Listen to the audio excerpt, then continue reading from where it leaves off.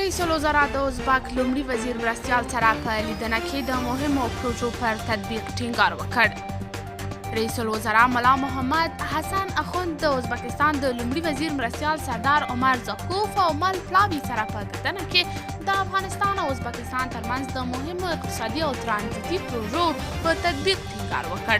ارګ په یوه خبرپاڼه کې ویلي دي چې په دغه کتنه کې د ریاست الوزرا ادارې مرستیال محترم مولوي عبدالسلام حنیفي، د بهرنیو چارو سرپرست وزیر مولوي امیر خان متقي او د صنعت او سوداګرۍ وزارت سرپرست نور الدین عزیزي هم حضور درلود. د خبرپاڼې له مخې دواړو لوریو په بېلابېلو برخو کې د مناسباتو او همکاریو د پراختیا او افغانستان او ازبکستان ترمنځ د مهمو اقتصادي او ترانزیتي پروژو د تطبیق په موخه د عملي ګامونو په اړه بحث او خبرې وکړې.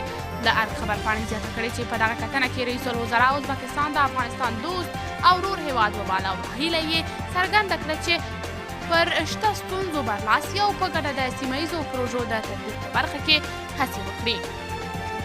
په دغه کتنه کې د ازبکستان د لومړي وزیر مرستیال سردار عمر زاکوف وویل افغانستان د مرکزي او سویلي اسیا د اتصال مهمه برخه ده او د دواړو هیوادونو اړوند ادارې به د مشترکو پروژو د تطبیق او په بېلابېلو برخو کې د ازبکستان او افغانستان ترمنځ د همکاریو د پراختیا لپاره عملي ګامونه واخلي. د خبرپاڼې له مخې په دغه کتنه کې مولوي عبدالسلام حنیفي په خپلو خبرو کې ازبکستان او افغانستان نږدې ورونه او ګاونډیان وبلل چې ورته تاریخي، فرهنګي او دیني مشترکات لري. هغه زیاته کړه افغان حکومت د دواړو هیوادونو ترمنځ د اقتصادي او ترانزیتي پروژو د تطبیق په برخه کې هر ډول همکارۍ ته چمتو دی.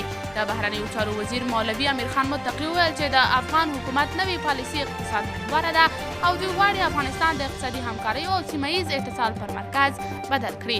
هغه زیاته کړه چې افغان حکومت غواړي په راتلونکي کې افغانستان د لویو قدرتونو د سیالۍ ډګر نه بلکې د سیمه ییزې او بین المللي همکاریو په مرکز او محور بدل شي. قدرمنو لیدونکو، تاسې د دې موضوع په هکله څه نظر لرئ؟